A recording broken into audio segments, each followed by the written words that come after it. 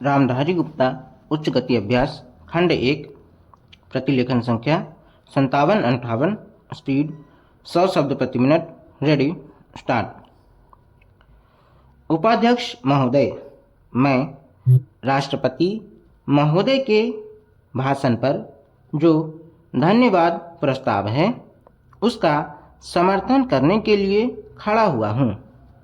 मुझे इस बात की खुशी है कि हमारी सरकार ने समाजवाद का केवल नारा ही नहीं लगाया है बल्कि समाजवाद को मूर्त रूप देने के लिए कदम भी उठाने प्रारंभ कर दिए हैं।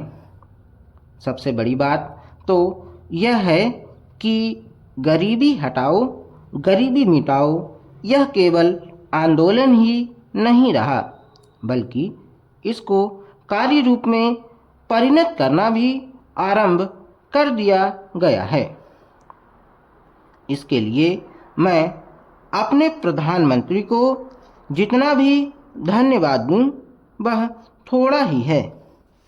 मुझे आपसे यह भी कहने का साहस हो रहा है कि सरकार ने इस समय हमारे पहाड़ी क्षेत्रों को पूर्ण राज्य का दर्जा दे दिया है।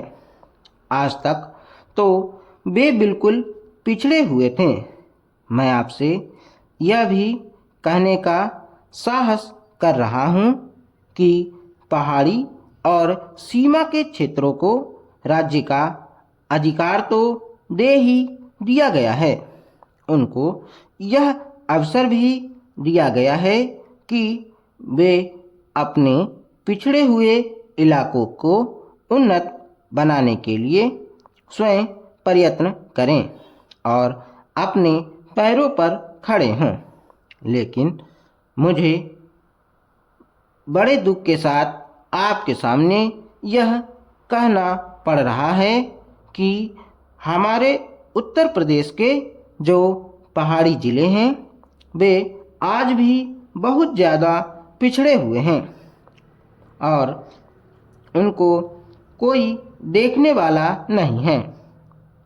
मैं सरकार का ध्यान इस बात की ओर दिलाना चाहता हूँ कि कुछ दशक पहले इसी दिल्ली में पहाड़ी इलाकों के सैकड़ों भूमिहीन किसानों का एक बहुत बड़ा जुलूस निकला था और उन्हें हमारे राष्ट्रपति ने आश्वासन दिया कि उनकी भूमि समस्या हल करने के लिए वे उत्तर प्रदेश की सरकार को लिख रहे हैं।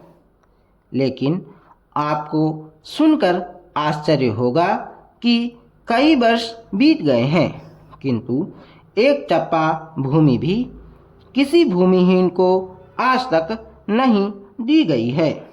हमारे भूमिहीन किसान कभी जेल में सड़ते हैं और कभी कहीं मारे फिरते हैं, लेकिन भूमि उन्हें नहीं मिली।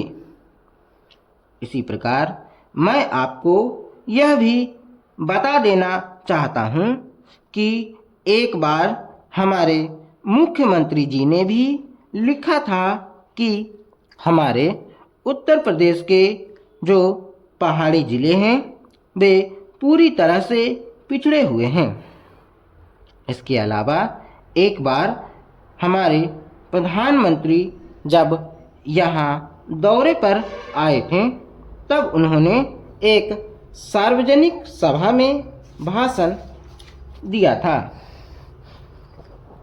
उपाध्यक्ष महोदय, अपने भाषण में उन्होंने कहा कि मैंने आज तक ऐसी गरीबी के दर्शन नहीं किए जैसा कि मैं देख रहा हूँ।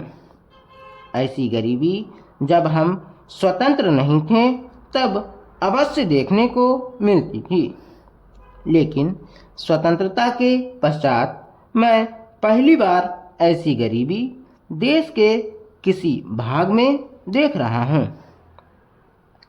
देश के विकास के काम को बढ़ाकर ही ऐसी गरीबी हम हटा सकते हैं। सरकारी उद्योगों की स्थिति अजीब है। हर संभव कोशिश से और सद्भाव बनाकर सरकारी उद्योगों के कर्मचारियों को आप अच्छा वेतन देते हैं और उन्हें रहने का अच्छा स्थान देते हैं, फिर भी घाटा होता है और देश का नुकसान होता है। कारण क्या है? कारण यह है कि आपकी औद्योगिक नीति गलत है और जो रुपया आपके पास है उसको भी आवश्यक काम के लिए खर्च नहीं कर रहे हैं।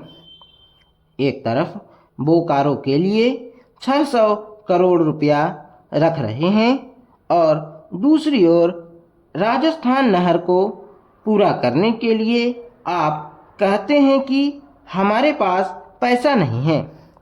एक ओर महाराष्ट्र के अंदर आप नई चीनी मिलें खोल रहे हैं और दूसरी ओर उत्तर प्रदेश और बिहार के अंदर कारखाने बंद हो रहे हैं या जो उनकी क्षमता है उस पर पूरे तौर पर काम नहीं कर रहे हैं। यह कोई औद्योगिक नीति नहीं है। इसलिए यह कहना ठीक नहीं है कि हमारी औद्योगिक नीति सफल हुई है। मंत्री महोदय कहते हैं कि वे सिंचाई के लिए एक सिंचाई आयोग बनाएंगे। अच्छी बात है, मगर सिंचाई की क्या हालत है हमारे देश के अंदर, यह भी तो देखिए। जिस समय हमारे देश में कोसी बांध का काम शुरू हुआ था उस समय पाकिस्तान ने एक बांध पूरा कर लिया था। वहाँ उससे सिंचाई हो रही है और हमारे यहाँ इसका काम आधा भी नहीं हुआ है। राजस्थान नहर शुरू हुए कितने वर्ष हो गए हैं, परंतु अभी भी वह बनी नहीं। हमारे यहाँ कोई ठीक तौर तरीका नहीं है। मंत्रियों और सांसदों के मकानों के लिए करोड़ों रुपए निकल सकते हैं, मगर देश के उद्योग के लिए, देश के किसान और मजदूर के लिए जो रुपया चाहिए वह नहीं मिल सकता। उसके लिए रुपया नहीं दे सकते। यह कोई उद्योग नीति नहीं है, यह एक खिलवाड़ किया जा रहा है। मैं कल सदन को बतला रहा था कि कुछ सड़कें विश्व बैंक की सहायता से बनने वाली थीं।